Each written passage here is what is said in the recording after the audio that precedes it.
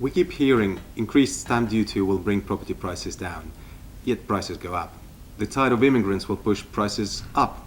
They go down in prime central London. We need more housing, yet there isn't a single 1 mile stretch along the Thames where there isn't a crane or two erecting another high-rise apartment block. So why do all these various experts, politicians, financiers, think tanks and journalists get it all so wrong so often? Firstly, there is no one London property market. There is one Berlin property market, there is one Paris property market, there is even one Rome property market, but there are three very distinctive and very, very different London private residential property markets that have completely different factors influencing supply and demand, and subsequently completely different and at times opposing dynamics. Our establishment's ignorance about this particular market segmentation is bad, but it's not catastrophic and is definitely curable. However, the reason why all of them get it so wrong so often is a lot more serious and affects everyone in this country, especially Londoners and our future generations. You see, politicians, economists, bankers and other opinionated individuals don't get out of their offices too often. Most of them are flint-hearted number crunchers. They don't talk to estate agents on a daily basis. They don't talk to property developers on a daily basis. They don't talk to buyers on a daily basis. They don't make offers and don't buy properties on a daily basis. I do. They take London property market's pulse readings from boring reports and screens of their iPhones. Seriously, their blinkered decision-making is worsening the housing crisis, not making it better. You have to be in the market to understand it. And I am in the market. My name is Roman and I'm a qualified chartered surveyor, a serial entrepreneur and a founder of a property consultancy called Longgrad, working in prime central London market for over 12 years. I have valued and transacted on hundreds of millions of pounds worth of property, and I speak to large and small developers alike every week. I regularly speak to estate agents, but most importantly I spend a lot of time with property buyers. You see, estate agents are very, very different from property search agents. You meet an estate agent only for 5 minutes at a property viewing, you talk about weather and off you go. However, as a property search agent, I get to spend days on end together in the same car with a client searching for the right property. I get to spend hours with various estate agents and developers too, negotiating the best deals for my clients and discussing the market conditions in detail. Great property search agents get unparalleled insights about their local property markets, and that's what I want to share with you. But let's start with the basics. Every market is driven by supply and demand, especially so the London property market.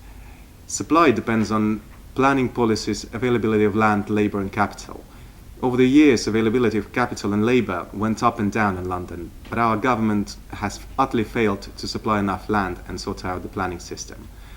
Tackling the lack of supply is a different story altogether. However, demand is where it gets very, very interesting. London is not just the capital of Great Britain, it's by far the greatest city in the world. It attracts the richest, the smartest and the most creative people from every corner of the planet. The last two categories may be affected by interest rates and restrictive visa regimes, but the richest people on the planet have a very different approach, which leads us to the first segment of the market.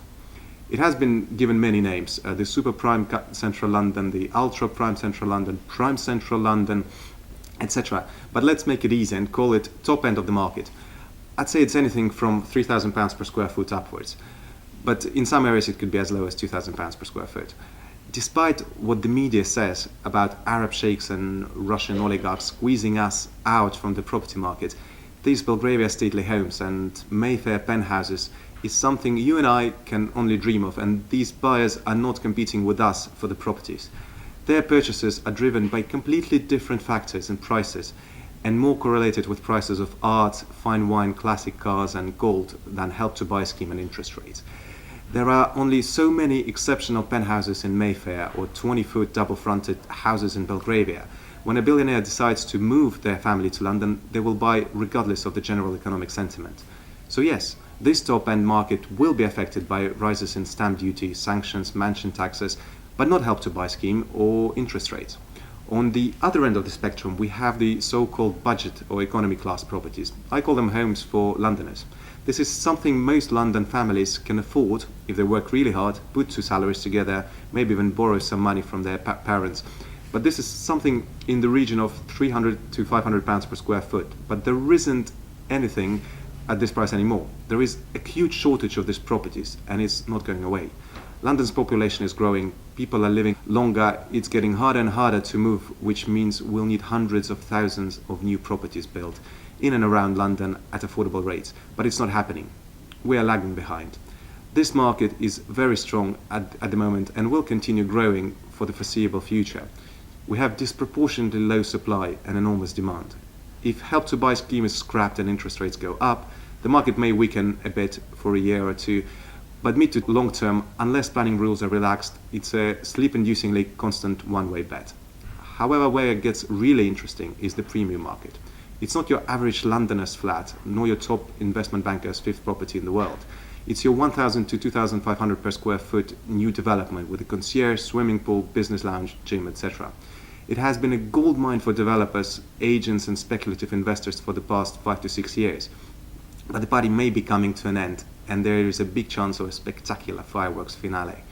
Yet again, it's all about the basics, supply and demand.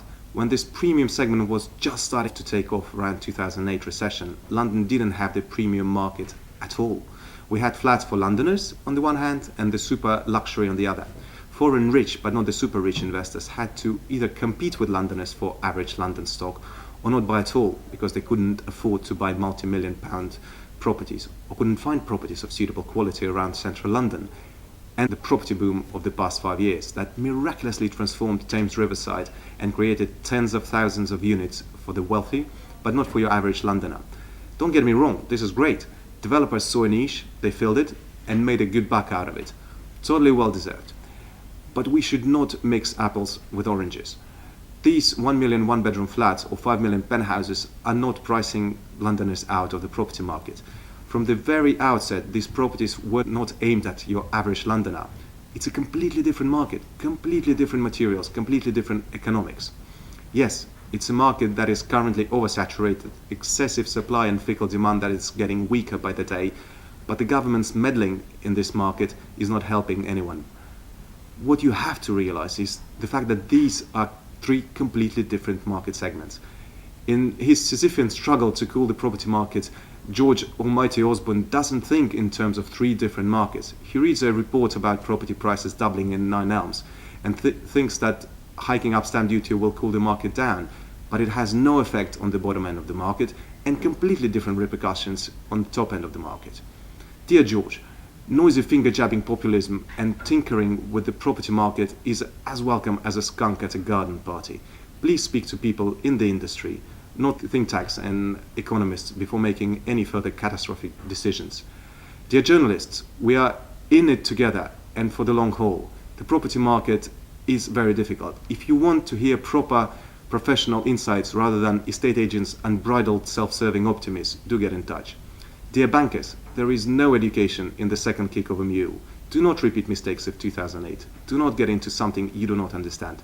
Automated valuation systems are great, but there are segments of the market only people in the market know and understand. Be smart. Take calculated risks. We want you to buy properties in London. We don't want you to be fired for making wrong decisions. Dear clients, certain segments of London property market, off-plan riverside developments, for instance, and in particular, have transparency of a concrete bunker.